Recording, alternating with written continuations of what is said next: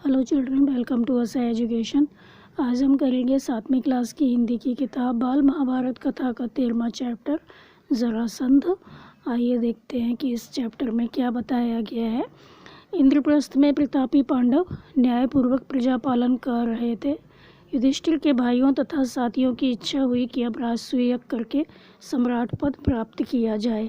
इस बारे में सलाह करने के लिए युधिष्ठिर ने श्री कृष्ण को संदेश भेजा। जब श्री कृष्ण को मालूम हुआ कि युधिष्ठिर उनसे मिलना चाहते हैं तो तत्काल ही वह द्वारका से चल पड़े और इंद्रप्रस्थ पहुँचे। तो इंद्रप्रस्थ में जो प्रतापी पांडव थे वो बहुत ही न्यायपूर्वक प्रजा पालन कर रहे थे। वहाँ पर कोई अन्याय नहीं होने दे रहे थे, न्यायपूर्वक प्रजा का पालन कर रहे थे। तो युधिष्ठिर के भाई और जो साथी होते हैं उनकी इच्छा होती है कि अब क्या किया जाए, राजसूय यज्ञ है वो करके सम्राट पद है उसको प्राप्त किया जाए। तो इस बारे में सलाह करने के लिए कि राजसूय यज्ञ करें या ना करें, जो युधिष्ठिर होते हैं वो श्री कृष्ण को संदेश भेजते हैं। तो जब श्री कृष्ण को ये मालूम होता है कि जो युधिष्ठिर हैं वो उनसे मिलना चाहते हैं तो वो तुरंत ही द्वारका से इंद्रप्रस्थ पहुंच जाते हैं। युधिष्ठिर ने श्री कृष्ण से कहा, मित्रों का कहना है कि मैं राजसूय यज्ञ करके सम्राट पद प्राप्त करूं, परंतु राजसूय यज्ञ तो वही कर सकता है जो सारे संसार के नरेशों का पूज्य हो और उनके द्वारा सम्मानित हो। आप ही इस विषय में मुझे सही सलाह दे सकते हैं। तो जो युधिष्ठिर होते हैं वो श्री कृष्ण से कहते हैं कि जो मित्र हैं उनका कहना है कि मैं राजसूय यज्ञ करके सम्राट पद प्राप्त कर लूँ, परंतु राजसूय यज्ञ तो वही कर सकता है जो सारे संसार के नरेश हैं, राजा लोग हैं, उनके द्वारा पूजनीय हो और सम्मानित हो। तो आप ही बताइए कि मैं क्या करूं, आप मुझे सही सलाह दीजिए, आप ही हैं जो मुझे सही सलाह दे सकते हैं। तो युधिष्ठिर की बात शांति के साथ सुनकर श्री कृष्ण बोले, मगध देश के राजा जरासंध ने सब राजाओं को जीतकर उन्हें अपने अधीन कर रखा है। तो युधिष्ठिर की बात बहुत शांतिपूर्वक जो श्री कृष्ण है वो सुनते हैं और बताते हैं कि मगध देश के जो राजा हैं जरासंध, उन्होंने क्या किया है, सब राजाओं को जीतकर उन्हें अपने अधीन किया हुआ है। तो सभी उसका लोहा मान चुके हैं। तो सभी को पता है कि वो बहुत ताकतवर है, बहुत बलशाली है और सभी लोग उसके नाम से डरते हैं। तो यहाँ तक कि शिशुपाल जैसे शक्ति संपन्न राजा भी उसकी अधीनता स्वीकार कर चुके हैं। तो जो श्री कृष्ण है वो बताते हैं कि शिशुपाल जैसे शक्ति संपन्न राजा भी उसकी अधीनता स्वीकार कर चुके हैं, उसके अधीन रहना स्वीकार कर चुके हैं और उसकी छत्र छाया में रहना पसंद करते हैं। तो वो कहते हैं श्री कृष्ण, जो शिशुपाल है बहुत शक्ति संपन्न राजा है, लेकिन उसने भी जो जरासंध है उसकी अधीनता को स्वीकार कर लिया है। तो वो बताते हैं कि जरासंध के रहते हुए कौन सम्राट पद प्राप्त कर सकता है। तो वो पूछते हैं कि जो जरासंध है उसके रहते हुए कौन है जो सम्राट पद को प्राप्त कर सकता है, क्योंकि वो बहुत अधिक ताकतवर है।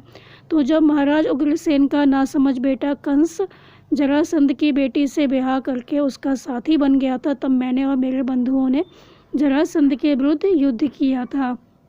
तो जो श्री कृष्ण है वो बताते हैं कि जब महाराजा उग्रसेन का जो नासमझ बेटा था, नादान बेटा था, तो जिसका नाम था कंस, उसने क्या किया था, जरासंध की बेटी से विवाह किया था और उसका साथी बन गया था। तो मैंने और मेरे जो बंधु थे उन्होंने जरासंध के विरुद्ध युद्ध किया था, लेकिन जो ये युद्ध था वो 3 साल तक चला। हमारी सेनाएं बहुत अच्छे से उनके विरुद्ध लड़ी, लेकिन क्या हुआ, आखिर में हम हार गए। तो वो बताना चाह रहे हैं कि वो कितना अधिक ताकतवर है। तो हमें क्या करना पड़ा, मथुरा छोड़कर दूर पश्चिम द्वारका में जाकर नगर और दुर्ग बनाकर रहना पड़ा। तो आपके साम्राज्याधीश होने में दुर्योधन और कर्ण को कोई आपत्ति ना हो, फिर भी जरासंध से इसकी आशा रखना बेकार है। तो वो कहते हैं कि दुर्योधन और कर्ण हैं, भले ही इसमें आपत्ति ना करें आपके सम्राट बनने में, लेकिन जरासंध से इसकी उम्मीद रखना कि वो मान जाएगा, तो ऐसी आशा रखना बेकार है। बगैर युद्ध के जरासंध इस बात को नहीं मान सकता। तो जो जरासंध है बिना युद्ध के इस बात को कभी नहीं मानेगा कि आप सम्राट पद को प्राप्त कर लें। अगर आप जीत जाते हैं तभी ऐसा कर सकते हैं।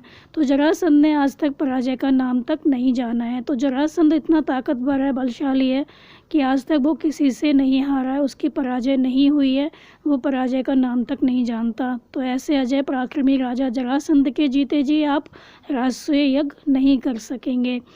तो वो बताते हैं कि ऐसा अजय पराक्रमी जो राजा है जरासंध, उसके जीते जी तो आप कभी भी राजसूय यज्ञ नहीं कर पाएंगे। फिर वो कहते हैं कि उसने जो राजे महाराजे बंदी गृह में डाल रखे हैं, किसी न किसी उपाय से पहले उन्हें छुड़ाना होगा। जब ये हो जाएगा तभी राजसूय यज्ञ करना आपके लिए साध्य होगा। तो जो श्री कृष्ण है वो बताते हैं कि बहुत से ऐसे राजे महाराजे हैं जिनको जरासंध ने बंदी गृह में डाल रखा है, कारागार में डाल रखा है। तो पहले तो हमें उनको आज़ाद कराना होगा, और जब ये हो जाएगा तभी ये राजसूय यज्ञ करना आपके लिए ठीक रहेगा। श्री कृष्ण की ये बातें सुनकर शांति प्रिय राजा युधिष्ठिर बोले, आपका कहना बिल्कुल सही है। इस संसार में, इस विशाल संसार में कितने ही राजाओं के लिए जगह है, कितने ही नरेश अपने अपने राज्य का शासन करते हुए इसमें संतुष्ट रह सकते हैं। आकांक्षा भय आगे जो कभी बुझती नहीं है, इसलिए मेरी भलाई इसी में दिखती है कि साम्राज्याधीश बनने का विचार छोड़ दूँ और जो है उसी को लेकर संतुष्ट रहूँ। तो जो श्री कृष्ण की बातें थी उनको जो युधिष्ठिर थे बहुत शांतिपूर्वक सुनते हैं, और वो कहते हैं कि हाँ, आपने जो कुछ कहा बिल्कुल ठीक है। ये जो संसार है बहुत विशाल है, इसमें कितने ही राजा हैं, उनके लिए जगह है, कितने ही ऐसे राजा हैं जो अपने अपने राज्य का शासन करते हुए इसमें संतुष्ट रह सकते हैं। तो वो कहते हैं कि आकांक्षा वो आगे जो महत्वाकांक्षा है, हमारी जो अंदर की इच्छाएं हैं वो ऐसी आगे जो कभी बुझती नहीं है। हम एक चीज़ पा लेते हैं, फिर लगता है दूसरी चीज़ हमको मिल जाए।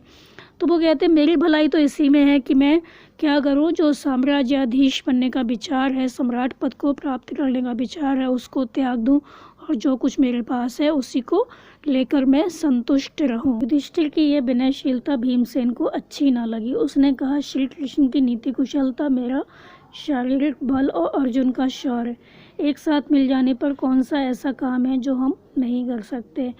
तो युधिष्ठिर की जो ये विनयशीलता थी, इस तरह की जो बातें थी, वो भीमसेन को अच्छी नहीं लगती। तो वो कहते हैं कि श्री कृष्ण की नीति कुशलता, मेरा शारीरिक बल और अर्जुन का शौर्य अगर एक साथ मिल जाए तो कौन सा ऐसा काम है जो हम नहीं कर सकते। यदि हम एक साथ चल दें तीनों तो जरासंध की शक्ति को हम क्या कर सकते हैं, चकनाचूर कर सकते हैं, उसको चूर खत्म करके ही लौटेंगे। तो आप इस बात की शंका ना करें। तो जो भीम होते हैं वो कहते हैं कि आप इस बात की शंका बिल्कुल ना करें, इसमें कोई संदेह नहीं कि अगर हम तीनों मिल के जाएंगे तो वो हमसे हार जाएगा। तो आप इस बात की शंका ना करें कि वो क्या होगा, हमसे जीत जाएगा।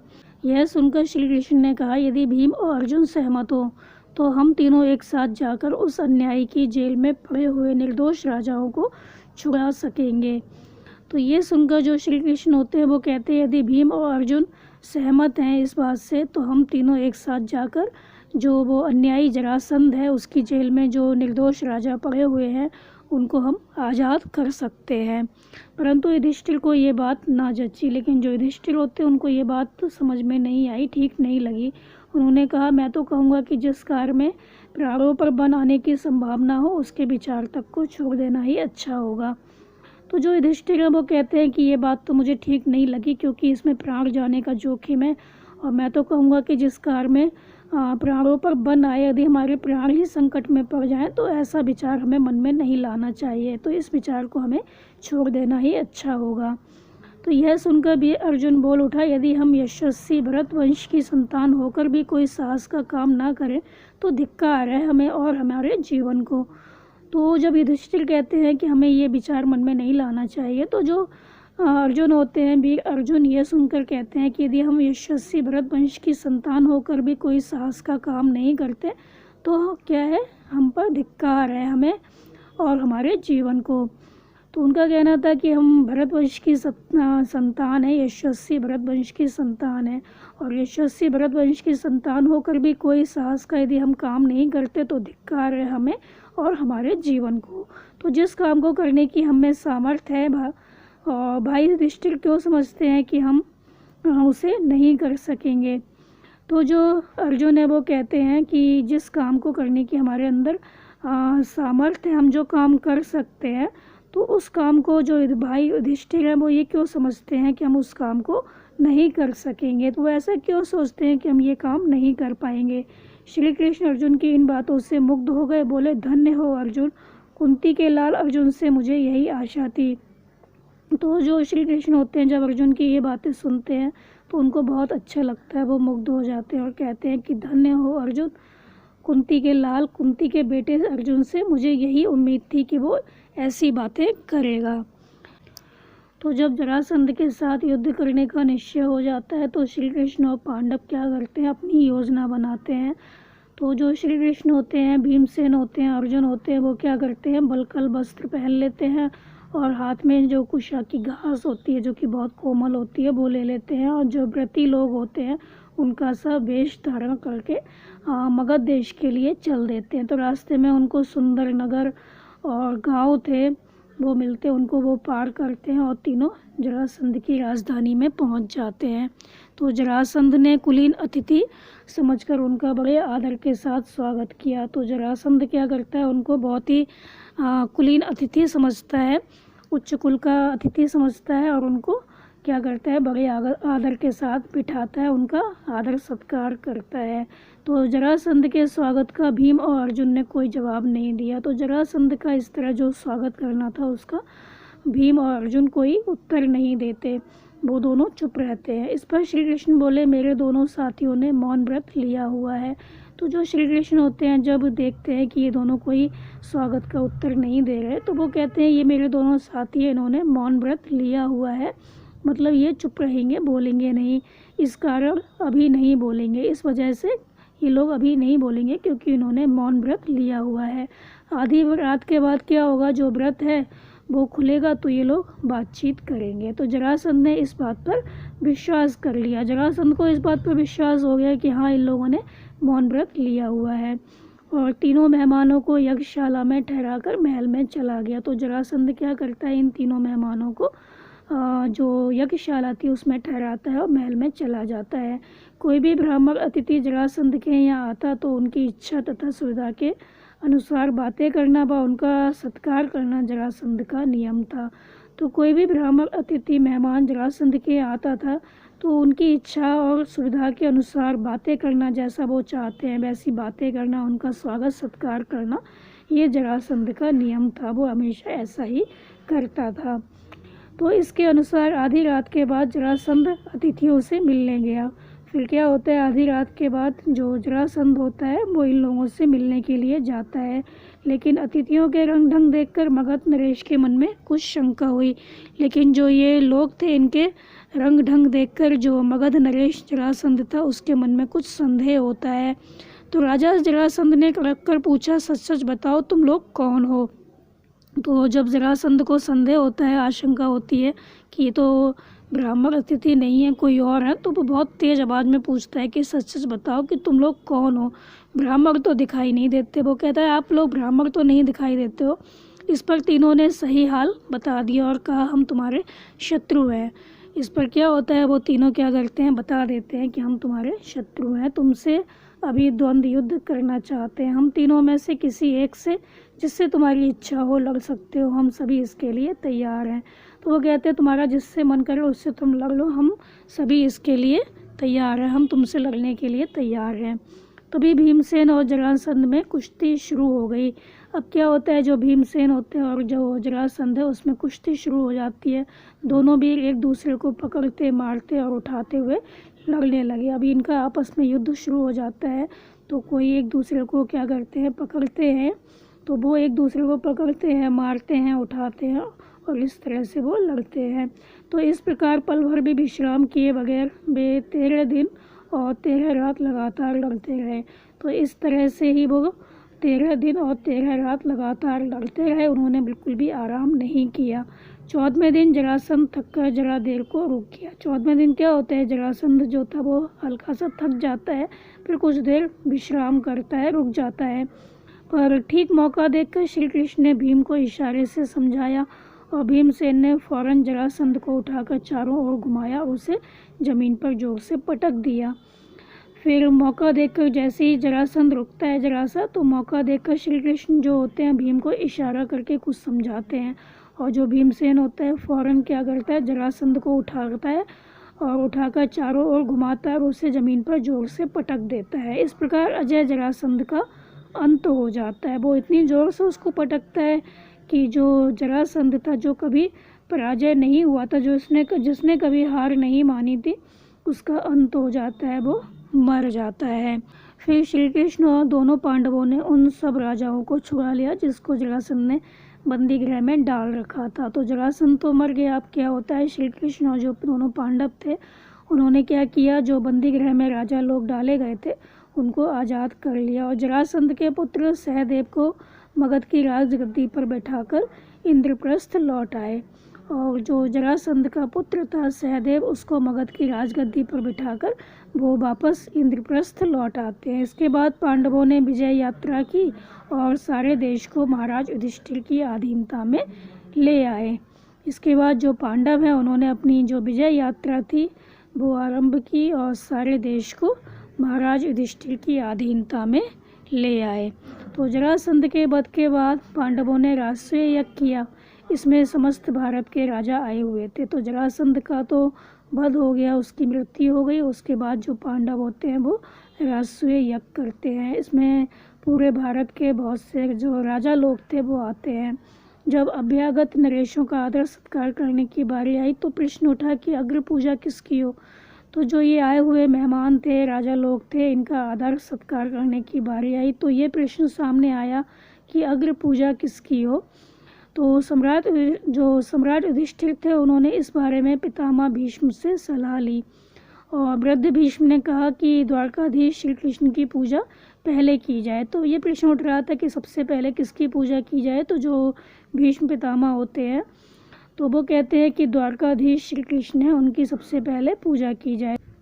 उन्होंने सहदेव को आज्ञा दी कि वह श्री कृष्ण का पूजन करें। तो जो श्री कृष्ण हैं उनकी जब पूजा की बात आती है कि हाँ कि इनकी पूजा पहले होनी चाहिए, जो कि भीष्म पितामह कहते हैं, तो युधिष्ठिर को ये बात अच्छी लगती है कि हाँ पहले श्री कृष्ण की पूजा होनी चाहिए। तो वो सहदेव को आज्ञा देते हैं कि जाओ जो श्री कृष्ण है उनका पूजन करो। तो जो सहदेव होते हैं वो विधिवत श्री कृष्ण की पूजा अर्चना करते हैं।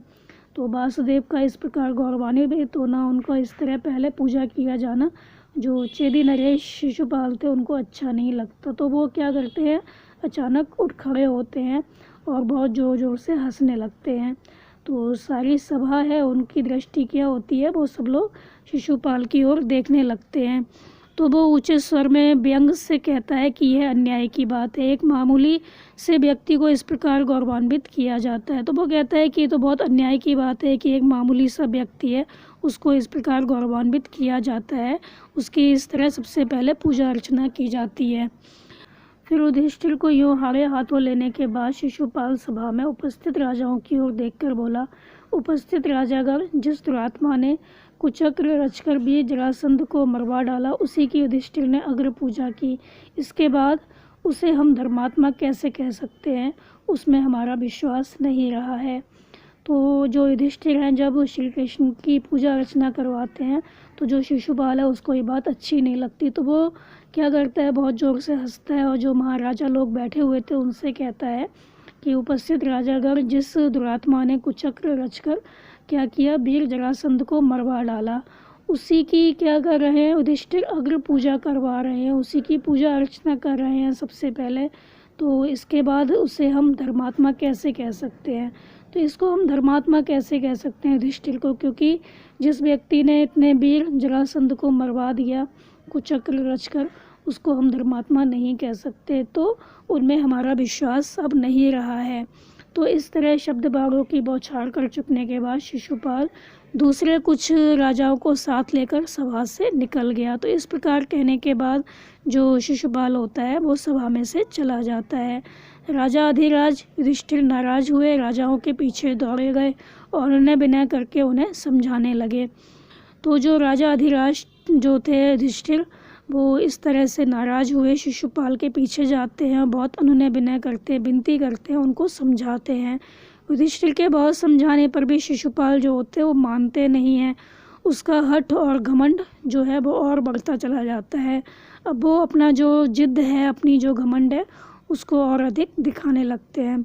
तो अंत में शिशुपाल और श्री कृष्ण में क्या होता है, युद्ध छिड़ जाता है।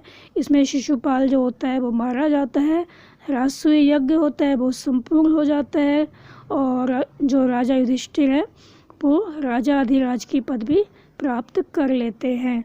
तो जो शिशुपाल होता है वो क्या करता है, फिर मानता नहीं है, और जो श्री कृष्ण होते हैं और जो शिशुपाल होता है उसमें आपस में युद्ध होता है, जिसमें शिशुपाल मारा जाता है और राजसूय यज्ञ का जो होना था वो संपूर्ण हो जाता है, और राजा युधिष्ठिर को राजा अधिराज की जो पदवी है वो प्राप्त हो जाती है। तो यहाँ पर हमारा जो चैप्टर है वो ख़त्म हो जाता है, और यहाँ पर यही बताया गया है कि जो जरासंध था उसका वध किस प्रकार किया गया। तो बच्चों, आप इस चैप्टर को अच्छे से समझ कर याद कर लीजिए। हमारे चैनल असह एजुकेशन को लाइक कीजिए, सब्सक्राइब कीजिए और शेयर करना बिल्कुल मत भूलिए। Thank you.